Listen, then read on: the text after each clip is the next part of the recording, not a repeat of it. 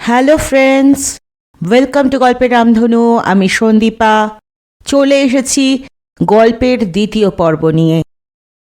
আজকের গল্পটি সত্য আনন্দ পাবলিশার্স প্রাইভেট লিমিটেডের দ্বারা সংরক্ষিত। গল্প এবং গল্প পাঠ যদি ভালো লাগে তাহলে চ্যানেলটি সাবস্ক্রাইব করে আমার পাশে থাকবেন এবং লাইক, শেয়ার, কমেন্ট করতে ভুলবেন না। তাহলে শুরু করা যাক শীর্ষেন্দু মুখোপাধ্যায়ের অদ্ভুতুরে সিরিজ থেকে বক্সার রতন। আজ পড়ছি দ্বিতীয় পর্ব। শত্রুপক্ষ তাকে কাঁদার জন্য মিনিট 5 সময় দিল। তারপরই দানবটা এসে তার ডান কবজিটা চেপে ধরল, কিন্তু তা সাধারণ চেপে ধরা নয়। যে কায়দায় ধরল তাকে বলে জুডোস থাম ব্লক। শিরা, স্নায়ু ইত্যাদি নিরিখ করা ধরা। একটু চাপ দিলেই গা দিয়ে ঘাম ছাড়ে, প্রাণ বলে পালাই পালাই। শরীর থরথর করে কাঁপতে থাকে। চাপ আরেকটু বাড়ালে যে কোনো মজবুত কবজি ভেঙে বা অকেজো হয়ে যেতে পারে। বাঞ্ছারাম মুখ যন্ত্রণায় ছটফট করতে লাগলেন। এই শীতেও তার পাঞ্জাবি ভিজে গেল ঘামে। মাথা ঘুরতে লাগলো, বমি বমি ভাব হতে লাগলো। দানবটা বলল, বলো বলো, শিগগির বলো। কিন্তু কি বলবেন বাঞ্ছারাম? তার পাগলাটে মাথায় ঘোলা জলের মতো আবছা হয়ে গেছে স্মৃতি। তার ঠোঁট নড়তে লাগলো। তিনি বলতে চাইলেন, মেরো না, আর মেরো না, ছেড়ে দাও। আবার বুকের ওপর মাথা ঝুঁকে পড়ল বাঞ্ছারামের। মুখে গ্যাজলা, চোখ উল্টানো, আবার জলে ঝাপটা। কিন্তু জ্ঞান ফিরলেও আতঙ্কে বাঞ্ছারাম বোধবুদ্ধিহীন হয়ে গেছেন। তার ওপর শরীরে প্রচণ্ড যন্ত্রণা, ঘাড় ছিঁড়ে পড়ছে, দুটো হাতই অনড় হয়ে গেছে ব্যথায়, চোখ ভরা জল। বেটে লোকটা চেয়ার থেকে নেমে সামনে এসে দাঁড়ালো, বলল, আমরা খবর রাখি। তোমার পাগলামিটা অভিনয় মাত্র। অনেক দিন ধরেই তুমি পাগল সেজে আছো, কাজেই আমাদের সঙ্গে অভিনয়ের চালাকি করো না। মনে রেখো, এখানেই ব্যাপারটা শেষ হবে না। আমরা তোমার ছেলেকে তোমার সামনে খুন করব, আর আমরা যা বলি তাই করি। বাঞ্ছারাম কোকিয়ে উঠলেন বিভীষিকা দেখে। গোঙাতে গোঙাতে বললেন, ফর্মুলাটা কোথাও আছে। আমার ছেলেকে মেরো না, বড় ছোট্ট ছেলে, মা মরা দুঃখী ছেলে, তাকে মেরো না। বেটে লোকটা কবজির ঘড়ির দিকে চেয়ে বলল, তোমাকে 24 ঘন্টা সময় দিচ্ছি। কাল ঠিক এই সময় আমরা আসব, রাত 1:30 নাগাদ। যদি তখন আমরা জিনিসটা হাতে না পাই তাহলে যা হওয়ার তাই হবে। পুলিশকে বা আর কাউকে খবর দিও না, তাতে লাভ নেই। বাঞ্ছারাম মাথা নাড়লেন, মুখে কথা আসছিল না। বামন আর দানব নিঃশব্দে বেরিয়ে গেল। পরদিন যখন ল্যাবরেটরিতে এসে তাকে আবিষ্কার করল রঘু, তখন তার 103 ডিগ্রি জ্বর, চোখ টকটক করছে লাল, অবিরল ভুল বকছেন।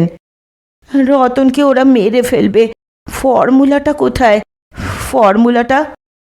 ডাক্তার এসে ওষুধ দিল। তার হাতে পায়ে কোনো কালশিটে বা চোখে পড়ার মতো মারের দাগ নেই, শুধু দুটো হাতই আড়ষ্ট আর সামান্য ফোলা। ডাক্তার তাকে ঘুম পাড়িয়ে রেখে চলে গেল। দুপুরে ঘুম ভাঙল বাঞ্ছারামের। জ্বর একটু কম, ব্যথা থাকলেও অসহ্য নয়। ঘুম থেকে জেগে অসহায়ের মতো সিলিংয়ের দিকে চেয়ে রইলেন তিনি। কি করবেন? ফর্মুলাটা যে কোথায় তা তার জানা নেই।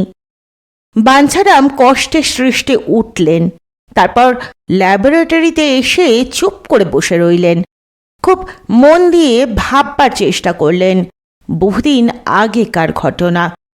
কিন্তু কিছুতেই মনে পড়ল না। রাতে খেয়ে দিয়ে শুতে গেলেন, কিন্তু ঘুম এলো না। গভীর রাতে চুপি চুপি উঠে এলেন ল্যাবরেটরিতে। অন্ধকার ল্যাবরেটরি, দরজায় আজ তালা নেই, কেবল ভেজানো। ভিতরে পা দিলেন, আলোর সুইচের দিকে হাত বাড়িয়েছেন, কিন্তু ছুঁতে পারলেন না। তার আগেই একটা তোয়ালে এসে তার মুখ চেপে ধরল। তিনি জ্ঞান হারালেন। রতন যখন সকালবেলায় বাড়িতে এসে পৌঁছল, তখন পাড়া প্রতিবেশী এবং পুলিশ জমা হয়েছে। বুড়ি পিসি চুপ করে বসে আছে। রঘু হাপুস নয়নে কাঁদছে। রতনকে দেখে কান্না বাড়ল। খোকা বাবু গো, কর্তাকে কারা গুম করেছে। সদ্য জাতীয় চ্যাম্পিয়ন হয়ে বাড়ি ফেরার আনন্দ মুহূর্তেই মিলিয়ে গেল। তবু পিসি বা রঘুর মতো ভ্যাবাচাকা খাওয়া বা ভেঙে পড়ার মানুষ নয় সে। সকলের এলোমেলো কথা থেকে যা বুঝল তা হলো, ভোরে রোজকার মতো ল্যাবরেটরি ঝাড়ু দিতে এসে রঘু দেখে তালাটা ভাঙা, ঘরের জিনিসপত্র ছত্র খান, আর বাঞ্ছারামের চশমা জোড়া পড়ে ভেঙে আছে। তিনি কোথাও নেই। বাঞ্ছারামের প্রাতঃভ্রমণ করার অভ্যাস নেই, বলতে কি গত 1 বছর তিনি বাড়ির বাইরে একা কখনোই যাননি। পুলিশের অবশ্য ধারণা তিনি কোথাও গেছেন এবং ফিরে আসবেন। যাদের মাথা খারাপ তাদের গতিবিধি সম্পর্কে নিশ্চয়ই করে তো কিছু বলা যায় না। রতনকে দেখে পিসির থতমত ভাবটা খানিক বাদে কেটে যাওয়ার পর পিসি বলল, যত যাই হোক, আমাকে না বলে এসে কোথাও যাওয়ার মানুষ নয়। শরীরটাও খারাপ ছিল।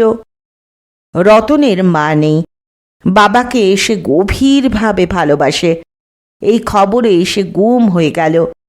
খড়গপুরে জন এবং রোলোর সঙ্গে আলাপ না হলে সেও পুলিশের মতোই ধরে নিত বাবা কোথাও বেড়াতে গেছেন এবং এসে যাবেন। রতন রঘুকে জিজ্ঞেস করল, রঘুদা, কিছু চুরি গিয়েছে বলে জানো? রঘু বলল, তা সেই যন্ত্রটা তো দেখছি না। কোনটা? Hit amplifier? সেইটাই। রতন নিঃশব্দে ল্যাবরেটরিতে এসে ঢুকল। সে ডিটেকটিভ নয়, সূত্রানুসন্ধানের চোখও তার নেই। তার বাবার শরীর খুব খারাপ যাচ্ছিল, বিছানা থেকে ওঠেননি, অথচ আজ সকালেই তিনি নিজে থেকে কোথাও চলে যাবেন এটা বিশ্বাস করার প্রশ্নই ওঠে না। উপরন্তু অত বড় হিট অ্যাম্প্লিফায়ার যন্ত্রটাই বা যাবে কোথায়? সে তন্ন তন্ন করে চারদিক খুঁজল। চোরেরা তাদের আগমন তেমন গোপন করেনি। অনেকগুলো কাগজপত্র মেঝে পড়ে আছে। লোহার আলমারির একটা পাল্লা এখনো খোলা। টেবিলের ড্রয়ার হাটকানো, ওয়েস্ট পেপার বাস্কেট ওল্টানো। খুব রুক্ষ হাতে এবং বেপরোয়াভাবে কেউ ঘরটা সার্চ করেছে। অর্থাৎ তার বাবাকে যদি কেউ গুম করে থাকে, তবে যারা এ কাজ করেছে তারা বুক ফুলিয়েই করেছে। এর বেশি আর কিছু রতন বুঝতে পারল না। রতনের বন্ধুবান্ধবরা সে এসেছে শুনে দেখা করতে এসেছিল। রতন তাদের সঙ্গে বেশি কথা টথা বলল না।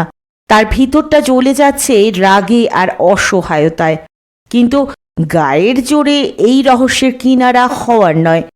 মাথা ঠান্ডা রাখতে হবে, বুদ্ধি খাটাতে হবে। বেলা গড়িয়ে দুপুর গড়িয়ে বিকেল হলো। তার মধ্যে অন্তত 12-5 থানায় হানা দিল রতন। দারোগা পুলিশরা নানা অপরাধীকে সামলাতে ব্যস্ত। বাঞ্ছারামের খবর তারা পায়নি। বাবার কি অসুখ হয়েছিল তা পিসি আর রঘুর কাছে জানতে চাইল রতন। রঘু বলল, তা তো জানি না, সারা রাত ওই জাদুঘরেই বসেছিলেন। সকালে আমি গিয়ে যখন কাণ্ডখানা দেখি তখন গা পুড়ে যাচ্ছে জ্বরে, চোখ টকটকে লাল, ভুলভাল বকছেন। কি বলছিল মনে আছে? রঘু মাথা চুলকে বলল, একে পাগল, তাই জ্বরের ঘোরে আবোল তাবোল কথা সব বেরোচ্ছিল মুখ দিয়ে। আমার অত স্মরণ নেই। একটু স্মরণ করার চেষ্টা করো বাপু। রঘু ভেবে চিনতে বলল, একবার যেন বলছিল বেটে লোকটা ভীষণ শয়তান, ওরা খোকাকে মেরে ফেলবে, খুব সাবধান। আর কিছু না, ওই কথাটাই ঘুরে ফিরে কয়েকবার বললেন। তারপর, ও দিদি রসগোল্লা খাবো, স্নান করব না, এই সব বলতে লাগলেন। রসগোল্লা খাওয়ার কথাটা বাঞ্ছারামের মুদ্রা দোষের মতো ছিল, কাজেই তা নিয়ে মাথা ঘামানোর কিছু নেই। তবে বেটে লোক এবং খোকাকে মেরে ফেলবে, এই কথা দুটোর মধ্যে কিছু সূত্র থাকতে পারে। থানায় গিয়ে সে কথাটা দারোগা বাবুর কাছে বলল। ওসি ব্যস্ত মানুষ, তবু সদ্য জাতীয় চ্যাম্পিয়নশিপের খবরটা আজই কাগজে পড়েছেন, রতনের ছবি সহ। তাই বেশ খাতিরে করে বসতে দিলেন। বললেন, ওসব প্রলাপ লোকে জ্বর হলে বলেই থাকে, ও থেকে কিছু আন্দাজ করা শক্ত।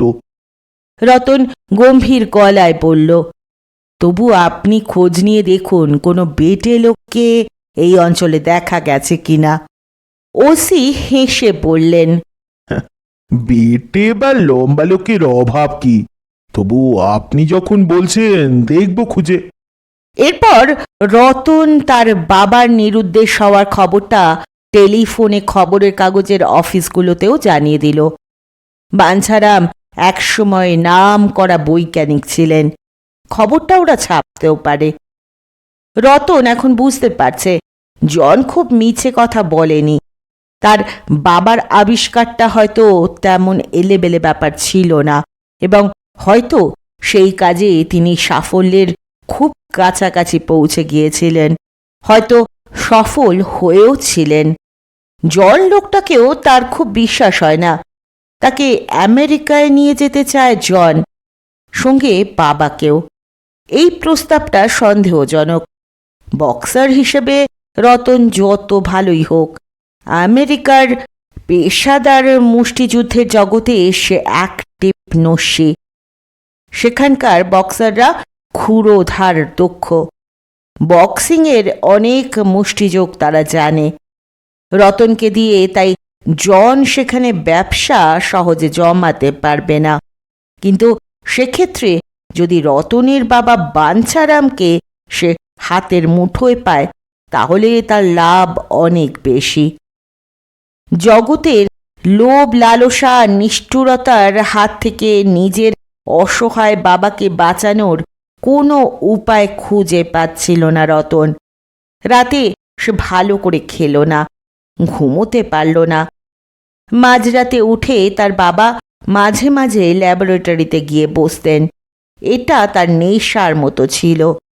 গভীর রাতে রতনও বিছানা ছেড়ে উঠল, একটা আলোয়ান জড়িয়ে ধীরে ধীরে গিয়ে ল্যাবরেটরির দরজা খুলে ভিতরে ঢুকল। আলো জেলে বাবার চেয়ারটায় চুপচাপ বসে রইল অনেকক্ষণ। মাথায় কোনো বুদ্ধি আসছে না, বাবার জন্য দুশ্চিন্তায় মাথা পাগল পাগল লাগছে। বসে থাকতে থাকতে একটু ঝিমুনি এসেছিল বোধহয়। হঠাৎ শিরশিরে ঠান্ডা একটা বাতাস তার ঘাড়ে সুড়সুড়ি দিতেই সে চোখ মেলল। বক্সিং করে বলেই তার স্নায়ু সতেজ ও সজাগ। সমস্ত শরীরটা চোখের পলকে চিতা বাঘের মতো তৈরি হয়ে গেল। এক লাফে রতন দরজার দিকে নিঃশব্দে এগিয়ে যেতে লাগলো, কিন্তু দরজার কাছে পৌঁছবার আগেই দরজাটা আস্তে খুলে গেল। রতন অবাক হয়ে থমকে দাঁড়ায়। চৌকাঠে হাসি মুখে জন দাঁড়িয়ে। তুমি? তেতো গলায় রতন বলে। জন মাথা নেড়ে বলল, আমি ফ্রেন্ড। তুমি কি ভয় পেয়েছো? রতনের মাথার মধ্যে নানা রকম কথা আসছে।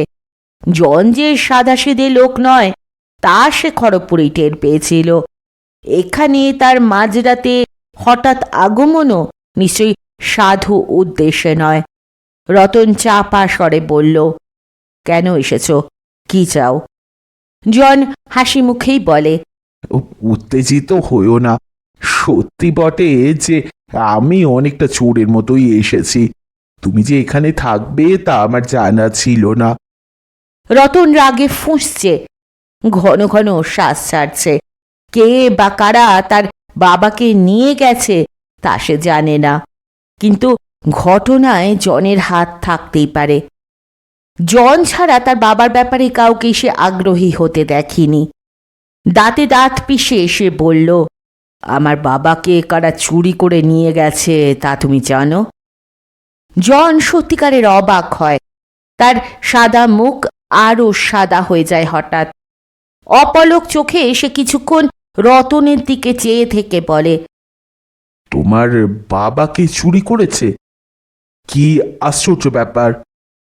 কিন্তু জনের কথাবার্তায়, প্রতিক্রিয়ায় একটু উঁচু দরের অভিনয় রয়েছে বলে মনে হয় রতনের। তার অসহায় বুড়ো পাগল বাবাকে নিতান্ত ব্যবসায়িক কারণে চুরি করে নিয়ে গিয়ে এরা না জানি কত কষ্ট দিচ্ছে। রতনের মাথার ঠিক ছিল না। হঠাৎ সে ফিস ফিস করে বলল, ন্যাকামি করো না জন, তুমি খুব ভালো জানো।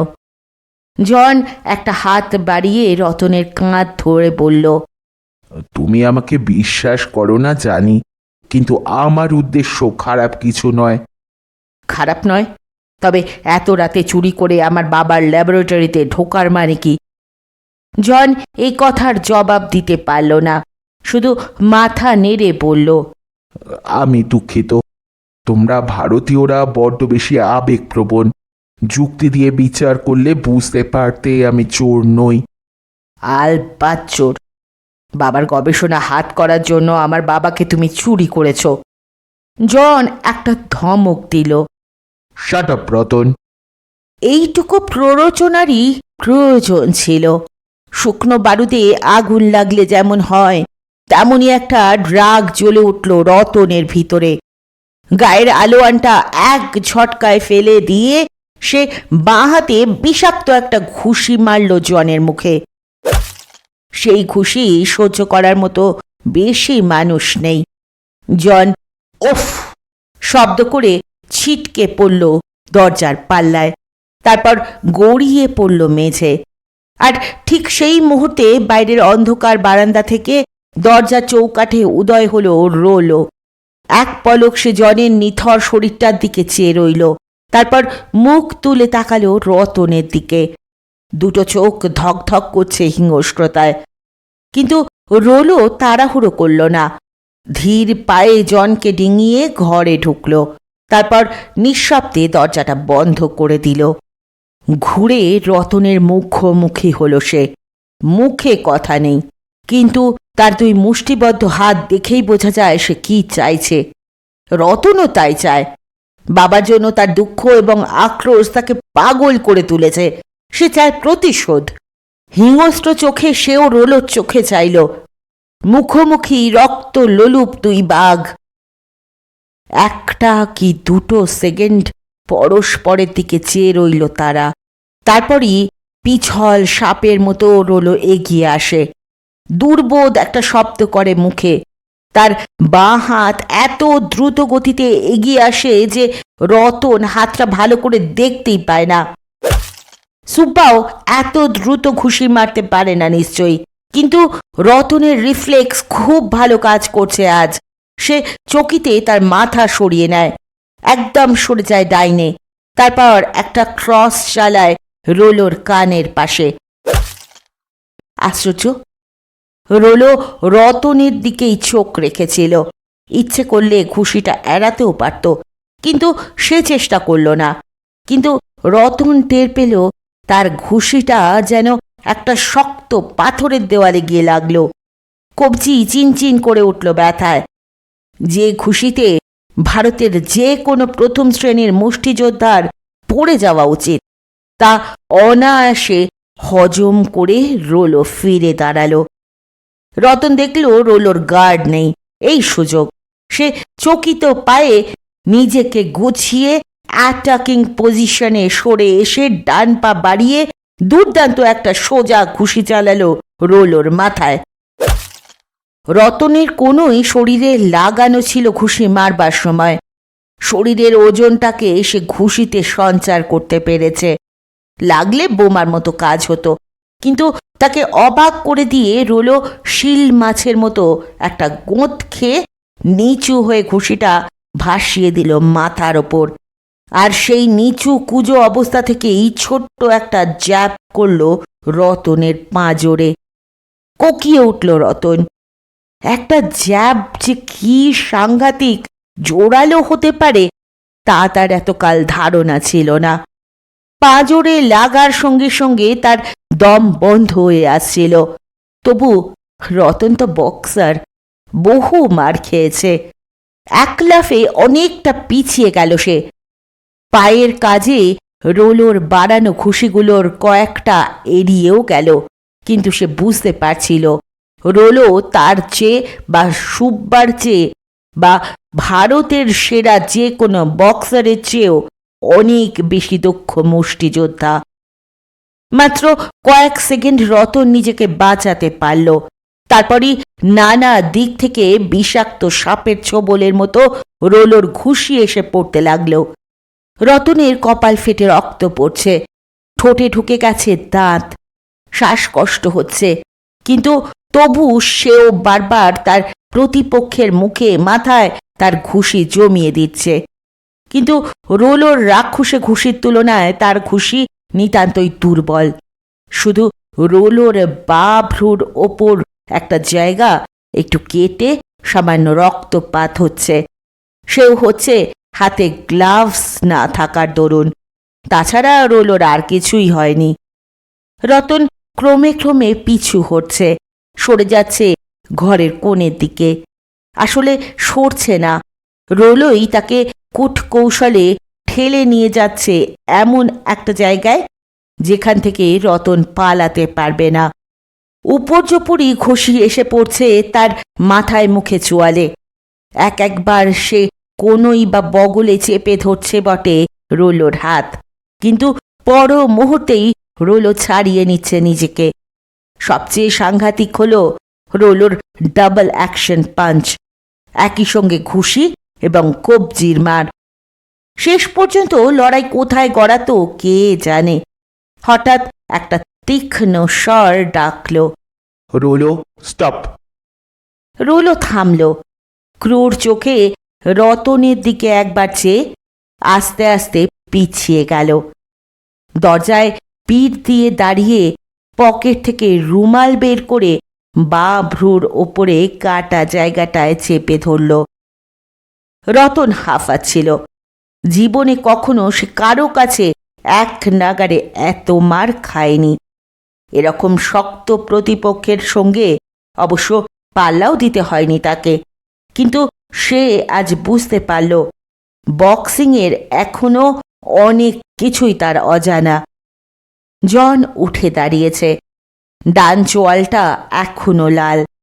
মাথা ঝাঁকিয়ে সে একটু হাসল, তারপর রতনের দিকে চেয়ে বলল, কংগ্রাচুলেশনস রতন। আমি আজ পর্যন্ত রোলোর সঙ্গে এতক্ষণ কাউকে লড়াই চালিয়ে যেতে দেখিনি। রতন বেসিনে উপুর হয়ে মুখে জলে ঝাপটা দিল কিছুক্ষণ।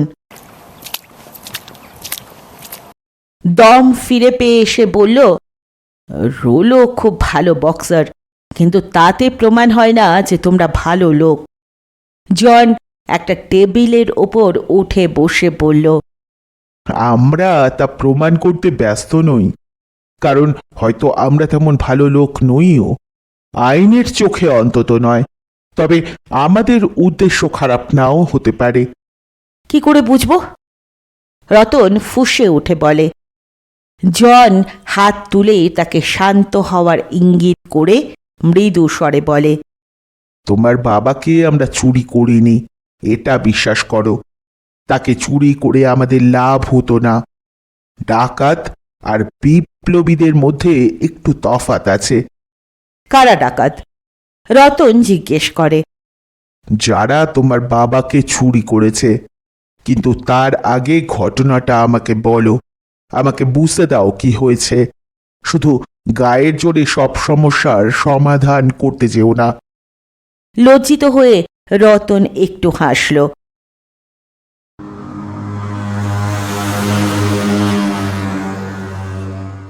কুয়াশার ভিতর দিয়ে ভোর রাতে একটা স্পিড বোট চলেছে। বাসন্তী পেরিয়ে বাঁ ধারের নদীর ভিতরে ঢুকে গেল স্পিড বোট। মারাত্মক তার গতি। পিছনে সমুদ্রের মতো ঢেউ তুলে জলকে উথাল পাথাল করে প্রায় 40 মাইল বেগে ধেয়ে যাচ্ছে ফাইবার গ্লাসের তৈরি অদ্ভুত জলযানটি। হুইল ধরে বসে আছে দানবাকৃতি একটি লোক। শক্তিশালী সার্চ লাইটের আলোয় সামনেটা উদ্ভাসিত। ড্রাইভারের কেবিনের পিছনে ছোট্ট একটা কুঠুরি। একধারে স্পঞ্জ রাবারের বিছানায় বাঞ্ছারাম অঘোর ঘুমে আচ্ছন্ন। পাশে একটি হেলানো চেয়ারে বসে বেটে লোকটা কিছু কাগজপত্র দেখছে। এই সব কাগজ বাঞ্ছারামের ল্যাবরেটরি থেকে চুরি করে আনা, কিন্তু কাগজপত্রে কিছু নেই। লোকটা ভ্রু কুঁচকে বিরক্তিতে মাথা নাড়ল, তারপর ঘৃণা ভরে একবার তাকালো বাঞ্ছারামের দিকে। আচমকায় লঞ্চের গতি কমে গেল। গর্জনশীল ইঞ্জিন মৃদু পুট পুট শব্দ করছে। হুইল থেকে মুখ ফিরিয়ে দানব বলল, জল পুলিশ আমাদের থামতে বলছে, কি করব? বেটে লোকটা ভ্রু কুঁচকেই ছিল। বিরক্তির গলায় বলল, স্পিড কমিয়ে দাও, দেখো ওরা কি চাইছে। যদি সার্চ করতে চায়? সার্চ করতে দেবে, আগে লাইসেন্স দেখাও। বলো যে একজন বিদেশি সাংবাদিককে সুন্দরবন দেখাতে এনেছো, আর তোমার একজন অ্যাসিস্ট্যান্ট অসুস্থ হয়ে কেবিনে শুয়ে আছে। ঠিক আছে। বেটে লোকটা আবার কাগজপত্র দেখতে লাগলো। কেবিনে মৃদু আলো জ্বলছে। বোটটার গতি আরও মন্থর হয়ে গেল।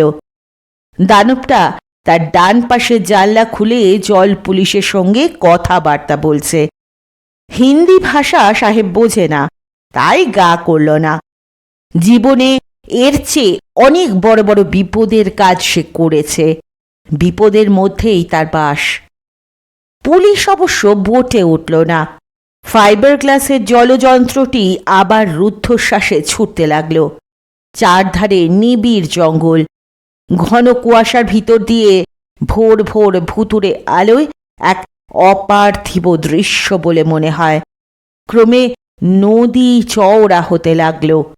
হতে হতে তার কুল কিনারা দেখা গেল না আর। সেই সঙ্গে মস্ত মস্ত ঢেউ এসে দোল দিতে লাগলো স্পিড বোটটিকে। অর্থাৎ নদী ছেড়ে তারা বঙ্গোপসাগরে পড়েছে। বেটে সাহেবের কোনো ভাবান্তর নেই। দানবটিও এক মনে লঞ্চ চালিয়ে যাচ্ছে। ঘণ্টা দেড়েক পর দানবটি কম্পাস দেখে বোটের মুখ বাঁ দিকে ঘোরালো। আরও আধ ঘন্টা পর কমিয়ে দিল গতি। 10 মিনিটের মাথায় কুয়াশা ভেদ করে মস্ত কালো দেওয়ালের মতো দেখা দিল একটা জাহাজের শরীর। দানবটা সার্চ লাইট নিভিয়ে দিল। তারপর খুব দক্ষতার সঙ্গে জাহাজের গা ঘেঁষে দাঁড় করালো লঞ্চটাকে। কাউকে কিছু বলতে হলো না। লঞ্চ দাঁড় করানোর 1 মিনিটের মধ্যেই জাহাজের ওপর থেকে একটা মস্ত দড়ি নেমে এলো। তার মাথায় আড়াআড়ি একটা লোহার ডান্ডা। ডান্ডার দুধারে দুটো হুক। দানবটা লঞ্চের মাথায় দাঁড়িয়ে হুক দুটো লঞ্চের ছাদে দুটো আংটায় পরিয়ে দিল।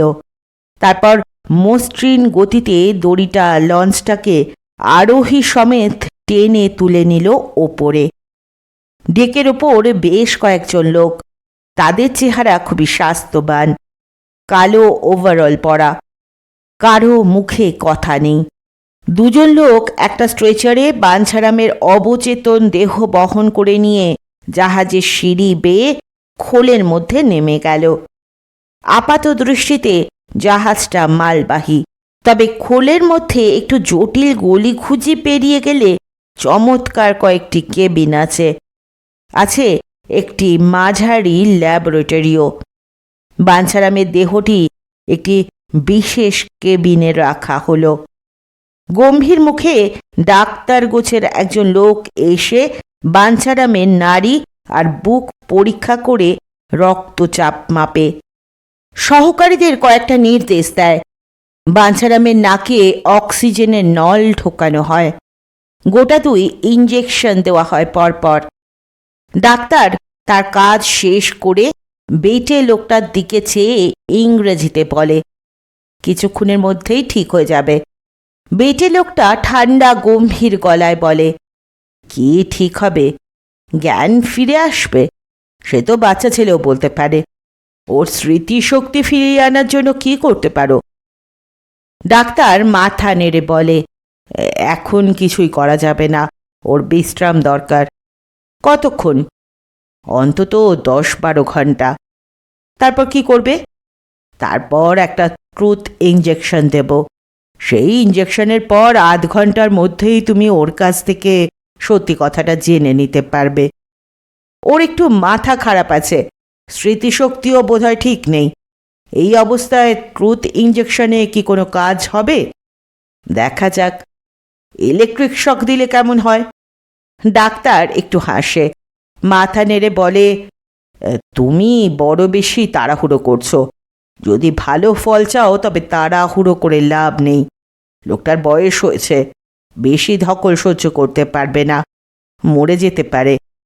বেটে লোকটা ঠান্ডা গলায় বলে, মরলে আমাদের ক্ষতি নেই, শুধু মরার আগে আমরা কিছু তথ্য বের করে নিতে চাই। ডাক্তার ঠোঁট কামড়ে কিছুক্ষণ ভাবল, তারপর বলল, ঠিক আছে, আমি যথাসাধ্য করব, তবে মনে রেখো তুমি একটু বেশি ঝুঁকি নিচ্ছ। বেটে লোকটা নিরুত্তাপ গলায় বলে, শেষ অবধি তো ওকে মেরে ফেলতেই হবে। ডাক্তার আর কিছু বলল না। বেলা 10টা নাগাদ বাঞ্ছারাম চোখ মেললেন। তার সর্বাঙ্গে ব্যথা, শ্বাসকষ্ট হচ্ছে। চারদিকে চেয়ে কিছু চিনতে পারলেন না, শুধু অস্ফুট গলায় বললেন, দিদি, রসগোল্লা খাবো। সাদা পোশাক পরা একজন লোক এগিয়ে এলো সিরিঞ্জ হাতে। বাঞ্ছারাম ভয় পেয়ে হাত গুটিয়ে নিতে গেলেন, পারলেন না। হাত পা সব স্ট্র্যাপ দিয়ে খাটের সঙ্গে বাঁধা। ইঞ্জেকশনটায় বেশ ব্যথা পেলেন বাঞ্ছারাম। উহ বলে চেঁচিয়ে উঠলেন। চোখে জল এসে গেল। নাকের মধ্যে একটা নল পড়ানো। ঝাঁঝালো অক্সিজেন বুকের মধ্যে ঢুকে যাচ্ছে, নাক জ্বালা করছে। বাঞ্ছারাম ছটফট করতে লাগলেন। হাত পায়ের বাঁধন খোলার জন্য টানা হ্যাঁচড়া করতে লাগলেন। হঠাৎ সামনে দেখেন সেই দানবটা দাঁড়িয়ে আছে, কোমরে হাত, 2 চোখে নিষ্ঠুর হিংস্র চাউনি। বাঞ্ছারাম ভয়ে আর নড়লেন না। লোকটা হিন্দিতে বলল, বেশি নড়াচড়া করো না, তোমার হাত পা শক্ত করে বাঁধা আছে, নড়লে জখম হবে। তাছাড়া পরশুর মারের কথা নিশ্চয়ই ভুলে যাওনি। আমি কোথায়? ভালো জায়গায় আছো, একটা জাহাজে, মাঝ দরিয়ায়। চেঁচিয়ে মরে গেলেও কেউ শুনতে পাবে না, অতএব চুপ করে লক্ষ্মী ছেলের মতো শুয়ে থাকো। বাঞ্ছারাম শুয়ে রইলেন। বোজা চোখের কোল ভরে উঠল চোখের জলে। একটু ফুঁপিয়ে উঠলেন। বিকেল না সকাল, আলো না অন্ধকার, তা বোঝবার উপায় নেই। কেবিনের জানলা বন্ধ, দরজা বন্ধ। ঘরে সারাক্ষণ একটা মৃদু বাতি জ্বলছে। বাঞ্ছারাম কয়েকবার ঘুমিয়ে পড়লেন, আবার জাগলেন, আবার ঘুমোলেন। বহুক্ষণ কেটে যাওয়ার পর বেটে লোকটাকে হঠাৎ দেখতে পেলেন বিছানার পাশে, সঙ্গে ডাক্তার। বেটে লোকটা তেমনি শীতল গলায় জিজ্ঞেস করল, কেমন বোধ করছো? বাঞ্ছারাম হাঁ করে চেয়ে রইলেন, মুখে কথা এলো না। বেটে লোকটার কথায় ধমক চমক নেই, কিন্তু এমন একটা ঠান্ডা নিষ্ঠুরতা আছে যা হৃৎপিণ্ডকে থামিয়ে দিতে চায়। অথচ লোকটা পুতুলের মতো ছোটখাটো। যে কেউ ওকে এক হাতে মাটি থেকে তুলে নিতে পারে, কিন্তু ওর চোখের দিকে চাইলে বা ওর ঠান্ডা কণ্ঠস্বরটি শুনলে কারোরই আর ওকে ঘাঁটাতে সাহস হবে না। লোকটা বাঞ্ছারামের দিকে অনেকক্ষণ পলকহীন চোখে চেয়ে থেকে বলল, কিছু মনে করো না, পৃথিবীর স্বার্থে তোমাকে কিছু কষ্ট স্বীকার করতে হচ্ছে। আমরা তোমার ওপর কয়েকটা এক্সপেরিমেন্ট করব। তাতে তোমার মৃত্যু অবধি ঘটতে পারে, কিন্তু আমাদের অন্য উপায়ও নেই। বাঞ্ছারাম ডুকরে উঠে বললেন, আমি দিদির কাছে যাব। বেটে লোকটা হাসল, বলল, পুরুষ মানুষের মতো আচরণ করো। তোমরা ভারতীয়রা এত কাপুরুষ কেন? আমাকে মেরো না। মারতে চাইছি না, তোমার চিকিৎসাই করতে চাইছি, কিন্তু কাজটা একটু বিপজ্জনক। তাতে তোমার মৃত্যু ঘটতে পারে, আর যদি ঘটেই তবে তা বীরের মতো মেনে নিও। হ্যাঁ, আমি রসগোল্লা খাবো, মরতে আমার একটুও ইচ্ছে করে না। বেটে লোকটা ডাক্তারের দিকে চাইল, বলল, এবার ট্রুথ ইঞ্জেকশনটা দাও। আমার মনে হচ্ছে ওর পাগলাটে মনের কোনো লুকোনো ঘরে সেই স্মৃতি আজও আছে। একটু দাঁড়াও, দেখি ও রাব্বিকে চিনতে পারে কিনা। লোকটা একটা বোতাম টিপল।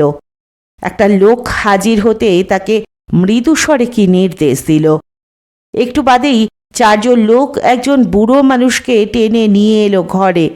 তার চুল সাদা এবং কাঁধ পর্যন্ত লম্বা, শরীর রোগা, চোখে ঝুল ঝুলে চাউনি। তাকে বাঞ্ছারামের সামনে দাঁড় করানো হলে বেটে লোকটা জিজ্ঞেস করল, একে চিনতে পারো? না। এ হলো রবিন ফরডাইক। হিট অ্যাম্প্লিফিকেশনের কাজে ও তোমাকে সাহায্য করত। তারপর তোমার কাগজপত্র চুরি করে নিয়ে পালায়। যাওয়ার আগে ওষুধ দিয়ে তোমার স্মৃতিশক্তি নষ্ট করে দিয়ে যায়।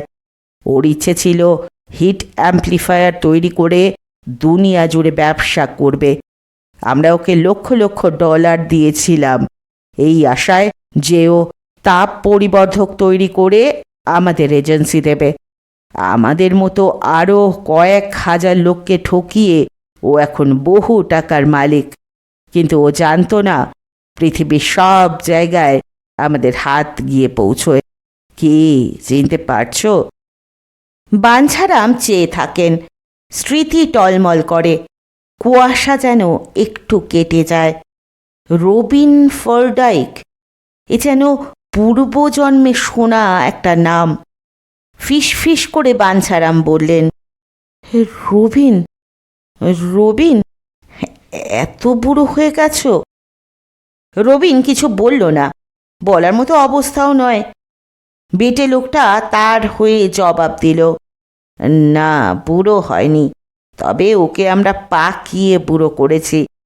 শোনো বাঙালি বৈজ্ঞানিক, তোমার অবস্থা রবিনের চেয়েও খারাপ হতে পারে। এখনো মনে করার চেষ্টা করো সেই ফর্মুলাটা কোথায় আছে। রবিন জানে তুমি শেষ পর্যন্ত হিট অ্যাম্প্লিফায়ার তৈরি করার পদ্ধতি বের করেছিলে, কিন্তু ফর্মুলাটা কোথাও লুকিয়ে রেখেছ।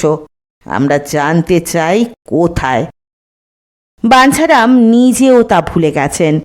প্রাণপণে চোখ বুজে মনে করার চেষ্টা করলেন, পারলেন না। বেটে লোকটা ডাক্তারের দিকে চেয়ে মৃদু স্বরে বলল, এবার ট্রুথ ইঞ্জেকশন দাও। বিনা বাক্যে ডাক্তার একটা সিরিঞ্জ ভরে নিয়ে এগিয়ে আসে। ইঞ্জেকশন দেওয়ার পর কিছুক্ষণ অদ্ভুত এক যন্ত্রণায় ছটফট করলেন বাঞ্ছারাম। তারপর আস্তে আস্তে স্থির হয়ে গেলেন। চোখ দুটি বিস্ফারিত, মুখ ফ্যাকাশে, ঠোঁটের কোণে ফেনা, অল্প অল্প হাঁফাচ্ছেন।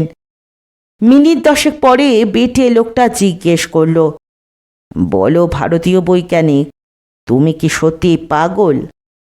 বাঞ্ছারাম শান্ত স্বরে চোস্ত ইংরেজিতে বললেন, না, আমার স্মৃতির শক্তি দুর্বল। মাঝে মাঝে আমি বয়স হারিয়ে ফেলি, বার্ধক্যের সঙ্গে শৈশব গুলিয়ে যায়, কিন্তু সেটা মস্তিষ্কের কোনো জটিল অসুখ নয়। এখন তোমার স্মৃতিশক্তি কেমন কাজ করছে? 10-12 বছর আগেকার কথা মনে পড়ছে? পড়ছে। আমি তখন হিট অ্যাম্প্লিফিকেশন নিয়ে গবেষণা করতাম। রবিন ফারডাইক আমাকে সাহায্য করত।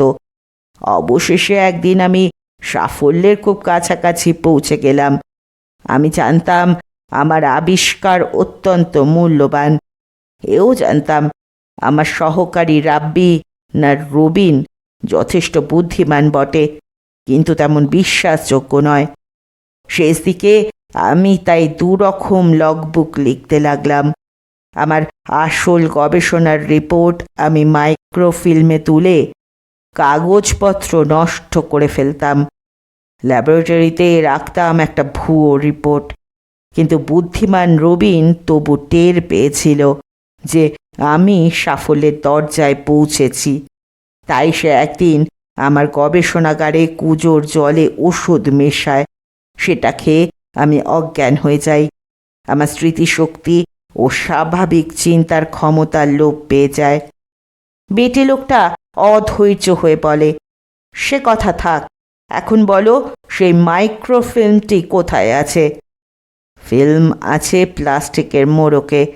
আমি সেটা একটা রসগোল্লার হাঁড়িতে রেখেছিলাম। বেটে লোকটা দানবটাকে জিজ্ঞেস করলো, রসগোল্লার মানে কি? দানবটা বুঝিয়ে বলল। বেটে লোকটা ভ্রু কুঁচকে বলল, ওরকম মূল্যবান জিনিস একটা মাটির পাত্রে রাখা কি নিরাপদ ছিল? না, অন্তত 10-12 বছরের মতো লম্বা সময়ের পক্ষে তো নিশ্চয়ই নয়। কিন্তু তখন তো আমি জানতাম না যে আমি এরকম অকেজো হয়ে যাব। সেই হাঁড়িটা এখন কোথায় আছে? ঠিক জানি না, তবে সেই হাঁড়িতে মাটি ভরে আমি তাতে একটা ক্যাকটাস লাগিয়েছিলাম। আমাদের ভিতরের বারান্দায় সেটা রাখা ছিল। এখনো সেখানেই আছে? কী করে বলবো, আমি তো হাঁড়িটার কথা ভুলেই গেছিলাম, এই এখন মনে পড়ল। তুমি সেই হাঁড়িটা কি সম্প্রতি লক্ষ্য করেছ? না, তবে সেই হাঁড়ির ভিতর থেকে মাইক্রোফিল্ম বার করেও কারও কোনো লাভ হবে না। আমি আমার রিপোর্ট নিজস্ব সাংকেতিক ভাষায় লিখেছি। সেই রহস্য আমি ছাড়া আর কারো পক্ষে ভেদ করা সম্ভব নয়। বেটে লোকটা হাসল, বলল, তাই হবে বৈজ্ঞানিক। আমরা তোমার মাইক্রোফিল্ম এনে দেব, তারপর তুমি সেই সংকেত উদ্ধার করবে। তারপর কি হবে? তোমরা ভালো লোক নও। আমি সংকেত ভেঙে দেওয়ার পর তোমরা নিশ্চয়ই আমাকে জীবিত রাখবে না। বেটে লোকটা চোখের ইশারা করে। ডাক্তার বাঞ্ছারামকে আর একটা ইঞ্জেকশন দেয়। বাঞ্ছারাম ঘুমিয়ে পড়েন। শুনছিলেন শীর্ষেন্দু মুখোপাধ্যায়ের অদ্ভুতুরে সিরিজ থেকে বক্সার রতনের 2য় পর্ব। খুব তাড়াতাড়ি ফিরব 3য় তথা শেষ পর্ব নিয়ে। ততক্ষণ পর্যন্ত সকলে ভালো থাকবেন, সুস্থ থাকবেন, পাশে থাকবেন। নমস্কার।